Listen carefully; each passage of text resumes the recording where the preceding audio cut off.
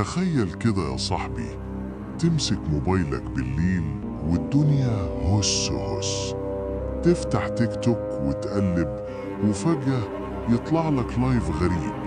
لا في واحدة بترقص ولا واحد بيعمل تحدي أكل، لا، أوضة كئيبة حيطانها البوية فيها مقشرة، لمبة صفرة يتيمة بتعافر عشان تنور المكان، وفي النص كرسي خشب قديم شكله يخلي جسمك يقشعر من غير سبب. الموضوع يبان عادي؟ استنى بس، المصيبة إن اللايف ده بيقولوا إنه شغال من 2015. أيوة زي ما سمعت، 10 سنين كاميرا مفتوحة ما بتفصلش ما بتهنكش، وكأن اللي مشغلها مش من عالمنا أصلا. الناس بدأت تتجنن، هو مين صاحب الأوضة؟ هو النت ما بيقطعش عنده؟ بس الرعب الحقيقي بدأ لما الناس ركزت في التفاصيل.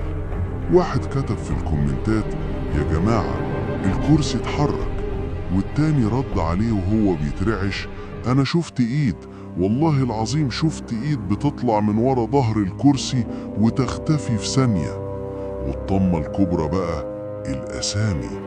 تخيل تكتب اسمك في كومنت أحمد، فجأة تلاقي الحيطة اللي ورا الكرسي بدأ يظهر عليها خط باهت، وكأن عفريت ماسك طباشير وبيكتب اسمك ببطء: أحمد. هنا بقى الركب ثابت والدنيا اتقلبت. ملايين بيحلفوا إنهم شافوا اللايف ده، وإن الأوضة دي مسكونة كيان ما بيزهقش من البث المباشر. بس تعالى بقى نقعد قعدة عرب ونشغل دماغنا شوية. هو في 2015 كان في تيك توك لايف أصلا؟ يا راجل ده التطبيق نفسه ما كانش لسه اتشهر بالشكل ده ولا في الميزة دي. طب بلاش، هو في موبايل ولا راوتر يفضل شغال 10 سنين من غير ما يفصل شحن أو نت لحظة واحدة؟ ده احنا الراوتر عندنا بيفصل لما حد يعطس جنبه. الحقيقة بتوجع بس لازم تتقال. القصة دي كلها فنكوش، أسطورة احنا اللي عملناها. العقل البشري غريب، بيعشق الرعب، بيحب يصدق إن في حاجة غلط. مفيش لايف مستمر ومفيش أسامي بتظهر لوحدها إلا بخدع مونتاج وبرامج. والإيد اللي ظهرت دي لو كانت حقيقية فده مجرد واحد رايق بيشتغلك عشان يجيب مشاهدات.